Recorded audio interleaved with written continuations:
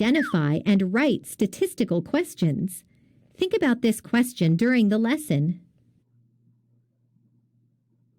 Mr. Borden asked his students a question and recorded the data in the table. Which of the following is a statistical question that Mr. Borden could have asked?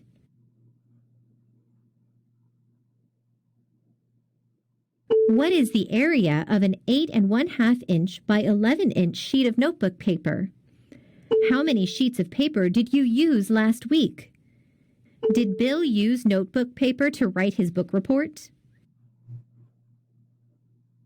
A statistical question anticipates that there will be a variety of answers. What does it mean for a question to have a variety of answers?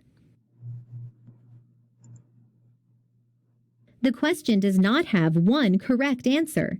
The answer to the question depends on who responds. How can you tell by looking at the tally chart what the various responses were?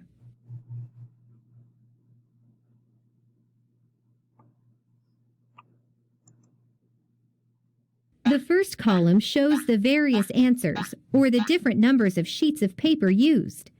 The second column tells how many students gave that response. The question, "How many sheets of paper did you use last week?" may be answered in various ways by Mr. Borden's students, so it is a statistical question. The questions, "What is the area of an 8½ inch by 11 inch sheet of notebook paper?" and "Did Bill use notebook paper to write his book report?" have only one correct answer, so they are not statistical questions. You can display the data in the tally chart in a bar graph. How is the bar graph related to the tally chart? Explain. The bar graph and tally chart display the same information. The numbers from the first column of the chart are the labels on the horizontal axis of the bar graph. The numbers from the second column of the chart determine the height of each bar. Now you know how you can identify and write statistical questions. Is the question, "What was the high temperature on March 8th of last year?" a statistical question? Explain. No, you will only get one answer. Lucia surveyed the students in her class and made a line plot of the results. What question could Lucia have asked?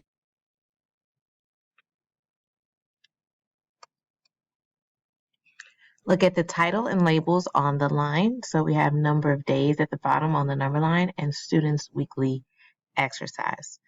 The line plot shows these things, and the statistical question that Lucia could have asked is, how many days do you exercise a week? And for that answer, as you see, each point or dot on this line plot shows the multiple answers, the various or variety of answers for her question. What is another statistical question Lucia might ask about her classmates' exercise routines? How many minutes do you spend exercising each week? And then she could still have the different plots on the line because everyone's going to exercise for various or variety of minutes each week.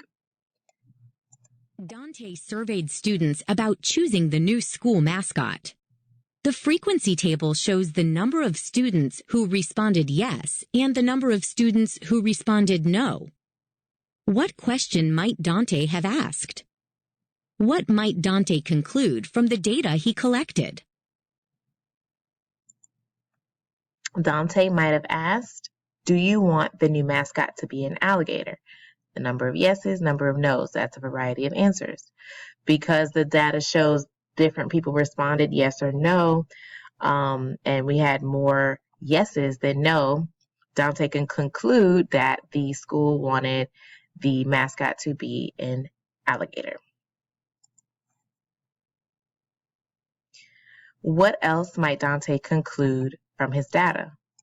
Dante can conclude that because the number of yes and no answers were almost evenly split, he should do some more research. So it's not a clear one way or the other.